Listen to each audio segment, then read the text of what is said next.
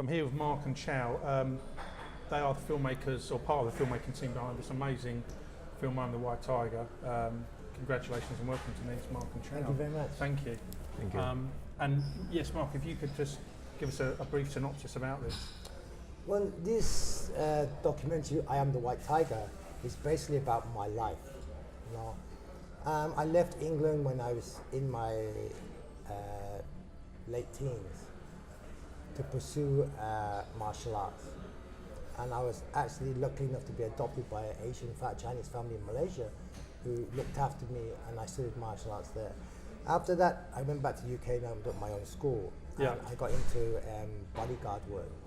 And I got introduced to somebody who knew my child hero, which is Lau Ka Leong, who is one of the most famous martial art directors and actors in Hong Kong. Yeah. And I got a chance to meet him. And from that then, he gave me a job in one of his movies, and then I became his student. And it just tells my life about how I went from being a young boy in the UK, traveling to Asia, and following this dream. And it talks about my success, my failures, my depressions, and I actually gave up the whole industry 10 years ago because of injuries. And I got so depressed that I just quit. And I started doing scuba diving and teaching scuba diving. Right, blimey. Because it's just quite opposite. Yeah, you know? yeah. And I didn't even want to watch movies because it reminded me of what I used to do, you know. And then my master got ill and he got cancer, and 3 months before he died, he called me out and made me promise that I would go back to teaching martial art and I would go back to the movie industry. And I promised him that, and unfortunately 3 months later he passed. And to this day I'm keeping that promise I made. And I started opening martial arts schools in Hong Kong and China, and that was the one promise. And the other promise was to go back to the film industry. Now, I've been out of the industry for 10 years. Now, we were using 35 mil. Yeah, yeah, the change has been profound. The change has been so profound. And there's so much technology now that a lot of it I don't understand. And I have this last script he ever written. And we were talking about a 20, 30 million US dollar budget for that, you know. And for me to come out of 10 years of not doing anything and do that movie would be stupid, because he has such a great legacy. If I did something wrong, I would destroy his whole image and legacy, you know. So I thought about it and I thought, wow, you know, I made a promise to come back to the industry. So how do I come back? And how do I get people to trust me and invest in what I'm going to do? And I thought about it and I thought, well, you know, the easiest thing to do is do a documentary, because a documentary, really, you can't lose money. You won't make great money on it, but you won't lose money. And doing a documentary, at least I can prove to people that I can do something, you know? And then I would do, after that, another 3 or 4 movies, and the budget would slightly go up on each movie until I got the confidence of the new technology. I could find a great team to work with me that I could trust to finally do my master's movie. You know? And this is where Tao comes in. He is a young guy, right? He's a businessman and very intelligent, and he likes to smoke cigars and likes to smoke a pipe, you know. And I like to smoke cigars. And a friend of mine said to me once, he says, Mark, he says, I got a friend in China, a young guy, likes to smoke cigars. You like to smoke cigars. I think you guys would be good friends. Why don't you come out and meet him? So we went out and met, and we sit there smoking cigars, drinking whiskey. So you never met before? You've Never just been met invited? before, Okay. yeah. And, you know, we started talking. He started asking me what I wanted to do, and I told him this story and my promise to my master. And he smiled, and we carried on drinking and smoking. And then the night finished, and I went back to the hotel. Then the next day I went back to Hong Kong. A week later, I got another call. He invited me back to China. Right. So I went back to China, and we smoked some cigars. And Cigars play a big role in this. we had some whiskey and that. And again, the next time I went back to Hong Kong. Then the third time I got the invite to go back, and he said to me, he says, your documentary, he said, what's your budget? I said, well, around 50,000 US dollar, which is about 300,000 renminbi. Wait. No. cash. He gave me cash. And he said, I believe in you. Go and do it. Chow, what convinced you? What was the turning point? 佢話點解你信我？點解你咁樣做？ I use my language。因為我聽咗佢同師傅 with 師傅 the story， 搞到我好感動，就好似我依家咁。我聽到佢對師傅嘅承諾，第一個拍電影，第二個開武館。我俾佢個故事感動咗，咁我覺得佢個人又係一個好人 ，good man。But in the movie he's a bad guy 啊。Okay.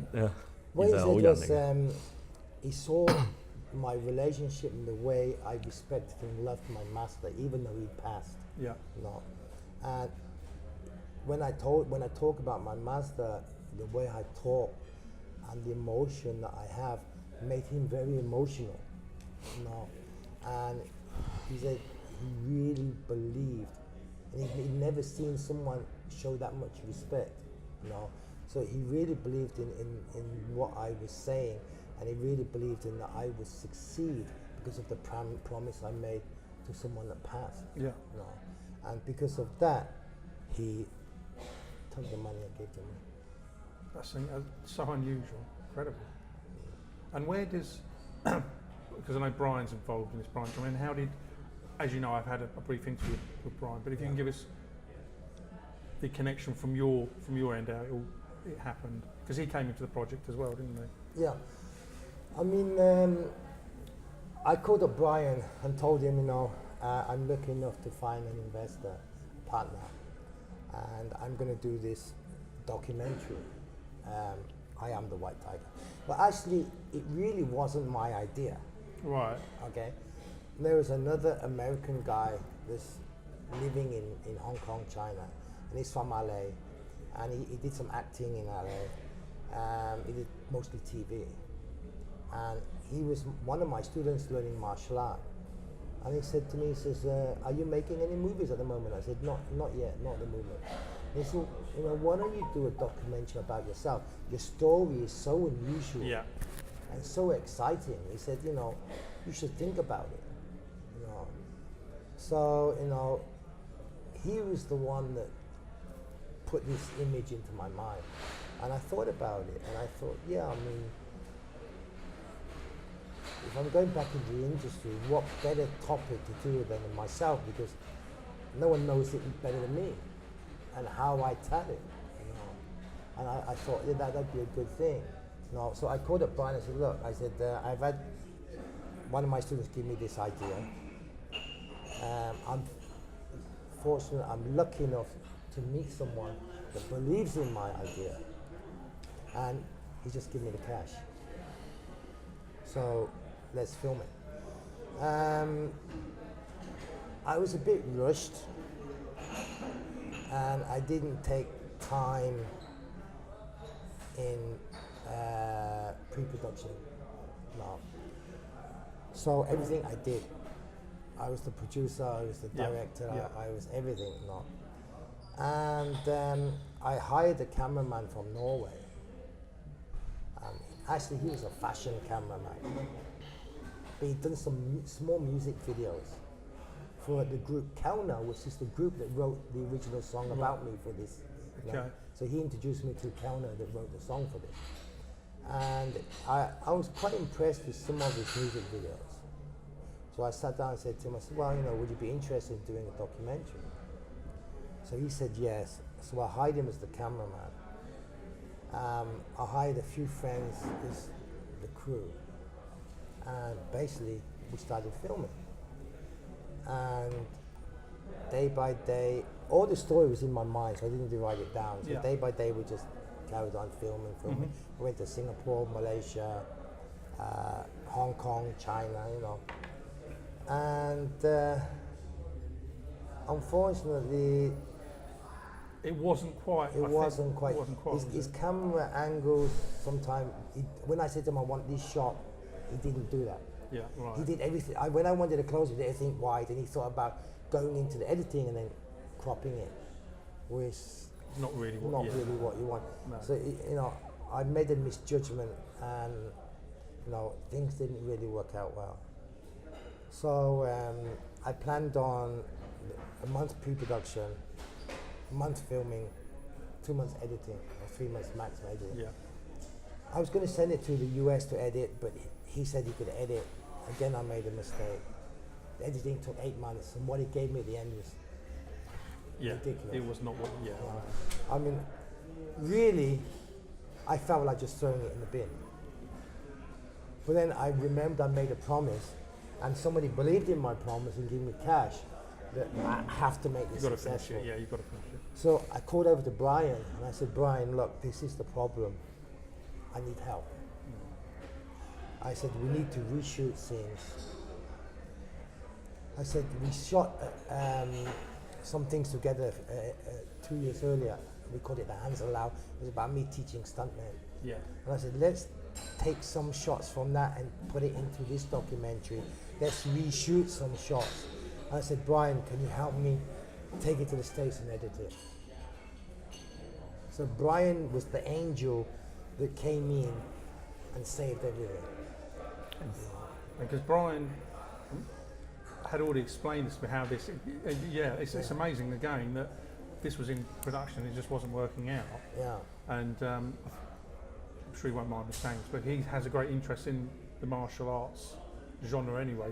That's, I think, Yeah, I mean, kind of his hook, if that's all right. I mean, Brian's off camera, but that's yeah. kind of the hook, isn't it, Brian? Well, I mean, come Why? on. I mean, Brian's history in film is also a legacy. Yeah, obviously, it's incredible. The people he's worked with, the directors he follows, Lucas, Spielberg, Brian is A-class movie.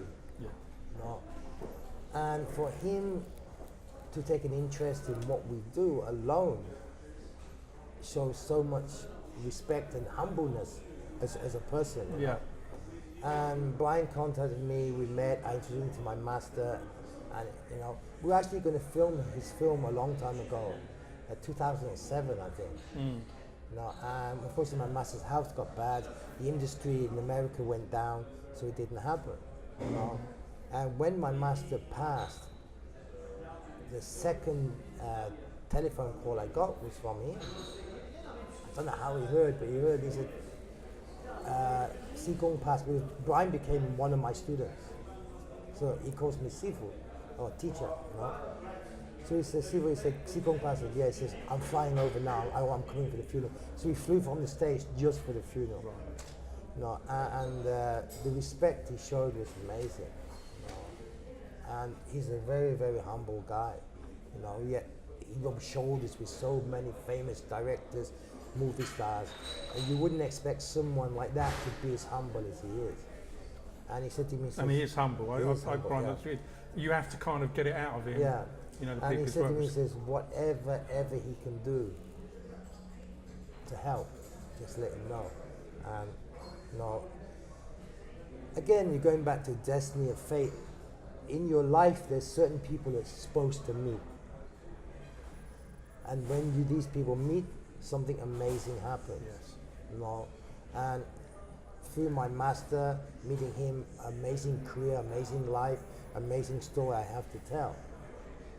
And then but I couldn't tell it without someone to believe in me. And through fate and destiny, we meet. And then we have the opportunity to actually tell this story. And then some things don't work, and because in the past we met, and then it comes back again, and then again we can carry on as a team to actually fulfill this dream, So yeah, it's an amazing journey. And thank you. When you had invested not just the money but the time and the belief with Mark in particular, the dream that you thought they would produce and what you actually saw on screen, when you actually saw it for the first time in this finished version, is it possible to explain how you felt when you saw it? Okay, let me back. 係咪即係我係比較中意中國傳統文化嘅人？喂，佢講啊，你又尊重我哋，你信我哋，你領錢出嚟啊。跟住咧，你第一次睇呢個戲啊，你咩感覺？第一次睇呢部戲，係啊，係你可以講第一次你睇下 Thomas 嗰啲嘢，啊可以講你第一次你睇啲嘢你睇，你又唔開心咩都得可以講。 ，OK，跟住啦，阿 Brian 出嚟幫我哋，跟住我哋再拍再轉片，跟住你睇咗呢個你就咩感覺可以講。嗯，好，啊，OK，我第一次 my first time to make film 啊，my first time。咁既然我俾到錢，我肯定好呢部電影要好㗎。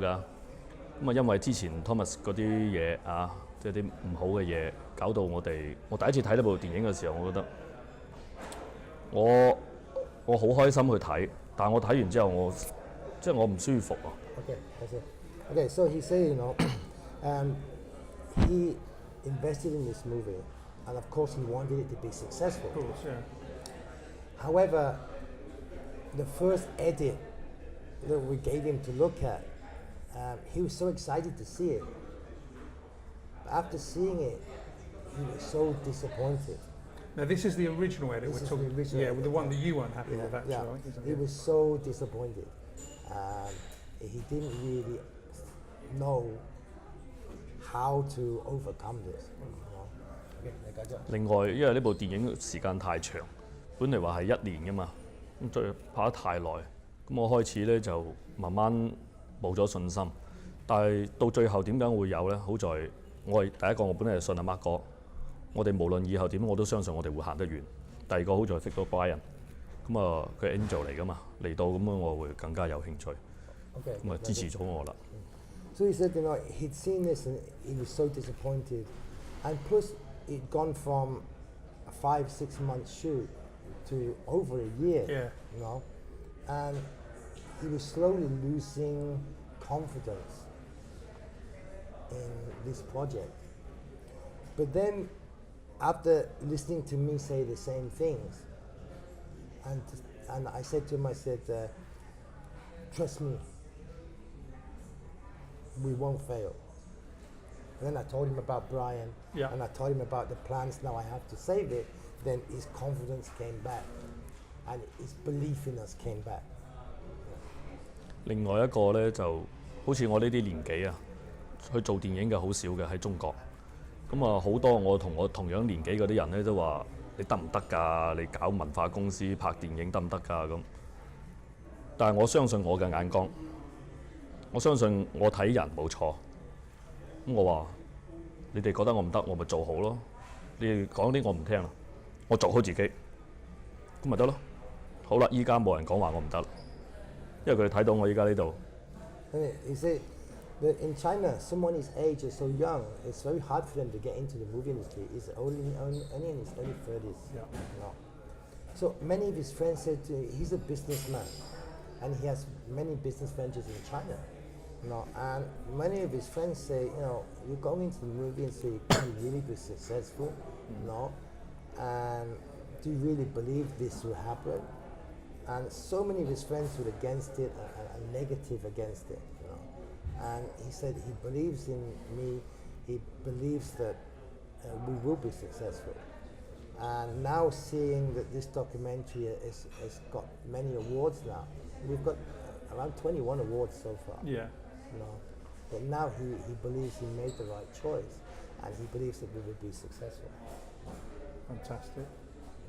When you this is for you, Mark. When you knew or agreed that this is what you wanted to do,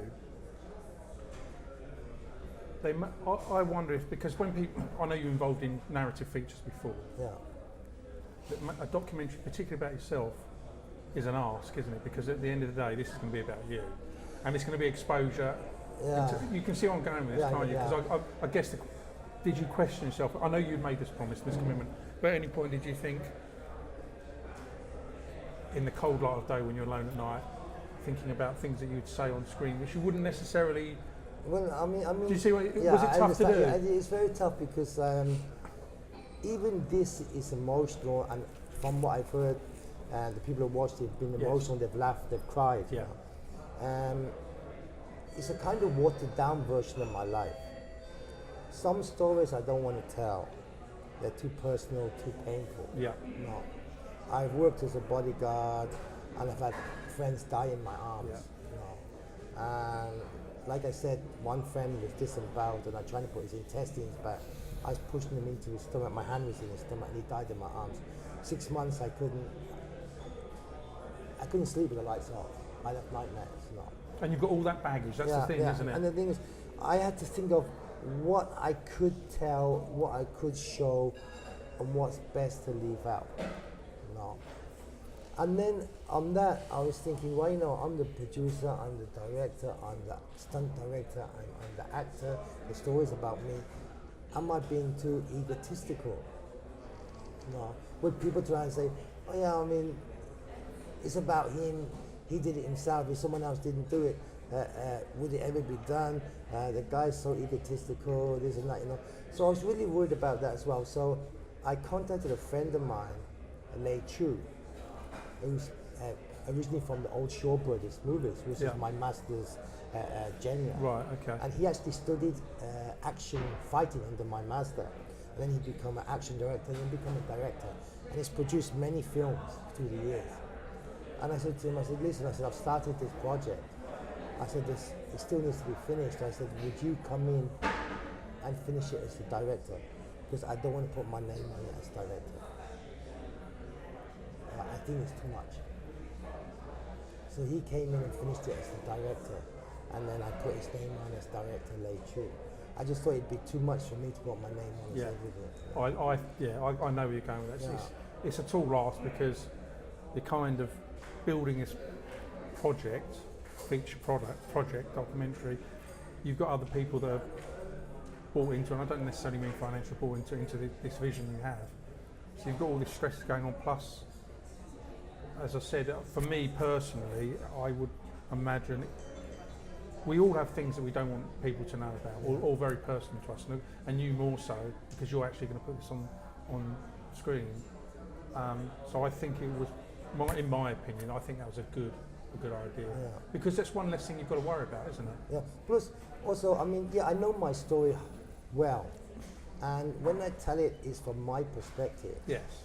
And I wanted someone to come in at the end to tell it from the way other people look at me.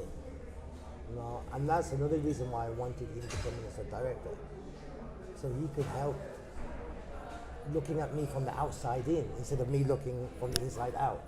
You know, which gave it another type of taste, you know, to it. And although, because I think you mentioned off screen you are actually Buddhist. Yeah. Even with that, when you look back and see the film, was there any? I suppose what I'm trying to ask is, when you look back at the whole project, even with your belief system, has this changed any part of you in any way? Not changed. Change is probably a strong word, so I don't mean change, but has it made you reevaluate things in your life? Yeah, I mean, it's made me think very carefully and look at my life and think that how lucky I've been. I've seen the best of people. I've lived the best that you could experience, you know. And then I've lost everything, you know. And I've had attempts on my life which could have been all over, you know. But luckily, heaven and hell didn't want me. You know, they both spit me out, so I'm still here. You know, so I realized that how easy it is for life to finish, and that life should be about respect, you know, to others. Before respect comes back to you, you have to give. Yes. It can't be about you. It has to be about others. You have to help people. You have to help others, and it comes back. And then life becomes worthy, you know. And it taught me to look at life differently. I mean, before you could say I was pretty selfish. I just thought about myself. And after putting this together and then seeing it back, it's like watching your life come through past your eyes, and you get to think about it, the mistakes you made, and this and that. And don't get me wrong, I have no regrets. No. All the scars, all the pain, all the injuries, the depression, I have no regrets. If you ask me, do I want to change it? No, I won't change one thing. Because I wouldn't be sitting here today if I did. I wouldn't have these wonderful experiences, you know. To experience life, you know, you have to experience bitterness Yeah, your pain and yeah, pain. yeah. Because if you don't experience bitterness, how do you know what is sweet? You don't experience unhappiness, depression. How do you know what is happiness? How can you compare? How can you judge? How can you appreciate the worth of all these emotions and feelings and what life is? You know? So, you know, for people out there, you know, I believe that you only have one life. If you have a dream, whatever it is, go out and chase it. And if you fall down, if you fail, doesn't matter. It's part of learning. Get up and follow that dream. Keep going until the day you die. But even if you don't succeed in the actual end of your in Chinese say yuka English is expectations, no. But when you look back, you're going to realize that you succeeded in so many ways that you've left a legacy. No. And this is what I'm trying to do, you know. And I'm hoping that, and then now my dream now is to do two things. One is fulfill my master's promise and go back to the movie industry, make some great movies and finish his film. And at the same time now, make my daughter the next generation action actresses. No. And once I've done that, then I can retire. I don't mind. Brilliant. Thank you very much for that, Mark. Wonderful to talk to you. And Chow, thank you so much. Brilliant.